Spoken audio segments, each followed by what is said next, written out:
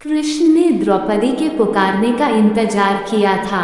इसका एक मुख्य कारण था जो हर किसी को पता नहीं है।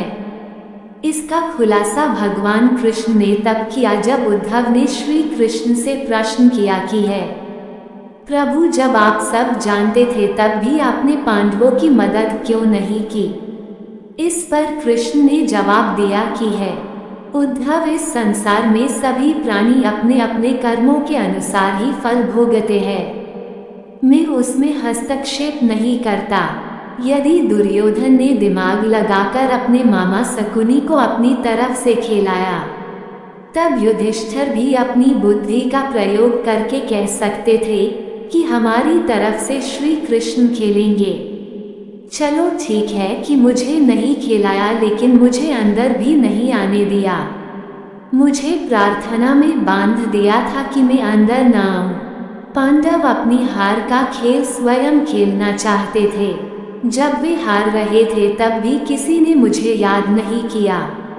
जब द्रौपदी के बाल पकड़कर दुशासन घसीटते हुए सभा के मध्य ला रहा था तब भी उसने मुझे याद नहीं किया।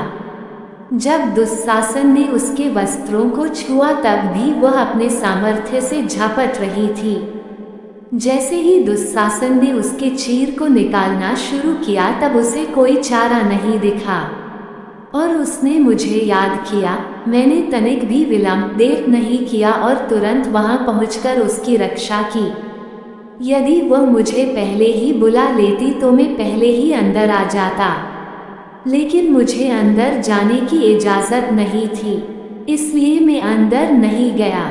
एक बार भगवान श्री कृष्ण के बहुत बड़े दानव से युद्ध कर रहे थे। तमाम तरह के प्रयासों से जब वह काबू नहीं आया, अंततः परमात्मा ने सुदर्शन चक्र चलाया और उसका सर धड़ से अलग करके उसका वध किया। जब सुदर्शन चक्र वापस प्रभु के पास लौटा तो संयोगवश वह उनकी उंगली में जख्म दे गया।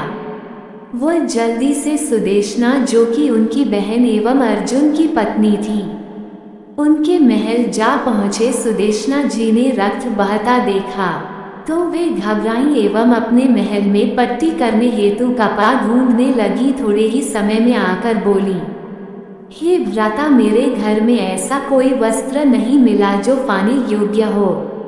वे सभी बहुमूल्य तथा मुझे अत्यंत प्रिय हैं, अतः आप वैद्य के पास जाएं। निराश होकर परमात्मा आगे बढ़े। जब वे पांडवों की पटरानी एवं अपनी धर्म बहन द्रौपदी के महल के सामने से गुजर रहे थे, तभी दूर से महारानी उन्हें देखा। वह देखते ही नंगे पैर दौड़ पड़ी। उसने आते ही अपनी साड़ी का पल्ला फाड़ा और परमात्मा की अंगुली पर पट्टी कर दी। अपनी धर्म बहन द्रौपदी का स्नेह देखकर परमात्मा गदगद हो गए तथा उन्होंने द्रौपदी को वरदान देते हुए कहा कि हे बहन, जब भी तुम कष्ट में होगी और मन ही मन मेरा स्मरण करोगी, मैं तुरंत उपस्थित होऊंगा। दोस्तों, उसी उंगली से परमात्मा ने छोटे से साड़ी के टुकड़े को इतने बड़े थान में परिवर्तित कर दिया कि दुष्ट दुशासन साड़ी उतारते उतारते बेहोश हो गया, लेकिन वह साड़ी न उतार सका। कौरव राजसभा में कपड़े का ढेर लग गया। ये देखकर शकुनी, दुर्योधन आदि थर्रा उठे तथा उन्होंने द्रौपदी को नग्न करने का विचार त्यागना पड़ा। एक वस्त्रा अबला नारी, उसके एकमात्र वस्त्र को 10,000 हाथियों के बल वाला कुटिल शासन अपनी शक्तिशाली भुजाओं के बल से झटके से खींच रहा था। कितने क्षण द्रौपदी वस्त्र को पके रह सकेगी? आज कोई नहीं उसकी सहायता करने वाला। उसके नेत्रों से अश्रुओं की झड़ी उमड़ने लग गई। दोनों हाथ वस्त्र छोड़कर अपने आप ऊपर उठ गए।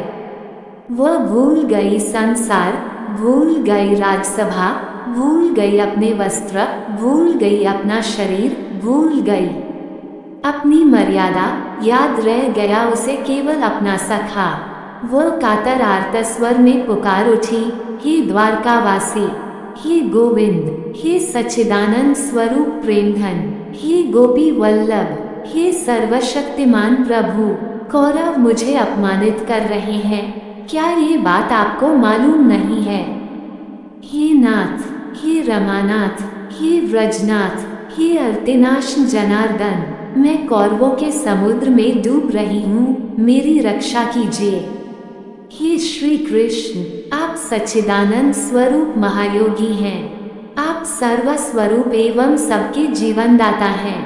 हे गोविंद, मैं कौरवों से घिरकर बड़े संकट में पड़ गई हूँ। आपकी शरण में हूँ, आप मेरी रक्षा कीजिए।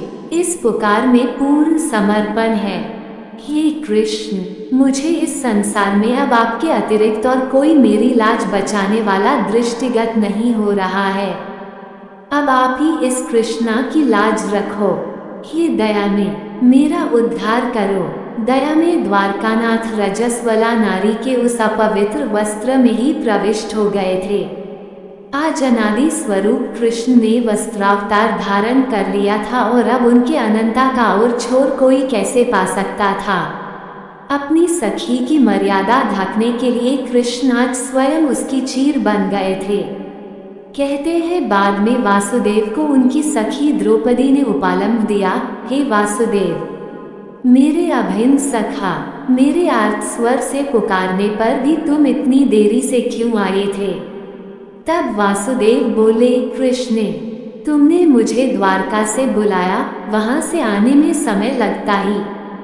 मैं तो तेरे पास तेरे हृदय में अंतर्यामी रूप से उपस्थित था। यदि यहाँ से पुकारती तो शीघ्र आ जाता।